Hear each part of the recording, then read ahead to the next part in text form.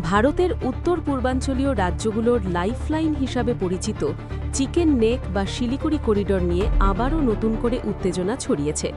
বাংলাদেশের সাথে কূটনৈতিক সম্পর্কের টানাপোড়েনের মাঝেই এই সংকীর্ণ ভূখণ্ডটি নিয়ে গভীর নিরাপত্তাহীনতায় ভুগছে দিল্লি।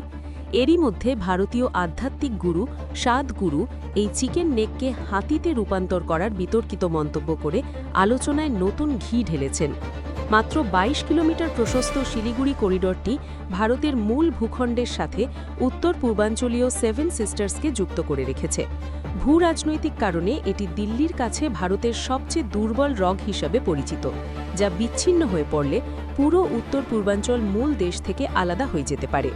বেঙ্গালুরুতে এক অনুষ্ঠানে সাদগুরু বলেন, এই শিলিগুড়ি করিডর হল ভারত বিভাজনের ফলে সৃষ্ট একটি অস্বাভাবিক পরিস্থিতি, যা ৭১ সালেই সংশোধন করা উচিত ছিল।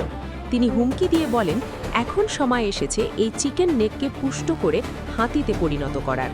এই ধর্মগুরু উল্লেখ করেন যে ১৯৪৬-৪৭ সালে ভারতের ক্ষমতা না থাকলেও ১৯৭২ সালে সেই সুযোগ ছিল, কিন্তু ভারত তখন তা করেনি। তিনি এখন স্টেরয়েড বা অন্য যে কোনো উপায় এই করিডরকে শক্তিশালী করার কথা বলছেন। গত জুলাইয়ের গণ অভ্যুত্থানের পর থেকেই সীমান্তে বিএসএফের বৈরী আচরণ এবং নাগরিকদের ওপর গুলির ঘটনায় দুই দেশের কূটনৈতিক উত্তাপ বাড়ছে। শেখ হাসিনার প্রত্যর্পণ ইস্যু এবং সীমান্তে কাঁটাতারের বেড়া নির্মাণের চেষ্টাও এই উত্তেজনাকে উস্কে দিচ্ছে। বাংলাদেশের পক্ষ থেকে সার্বভৌমত্বের প্রশ্নে কড়া হুঁশিয়ারি দেওয়ায় ভারতীয় নিরাপত্তা বিশ্লেষকরা এই চিকেন নেক করিডর নিয়ে আগের চেয়ে অনেক বেশি অস্থিরতায় দিন কাটাচ্ছেন।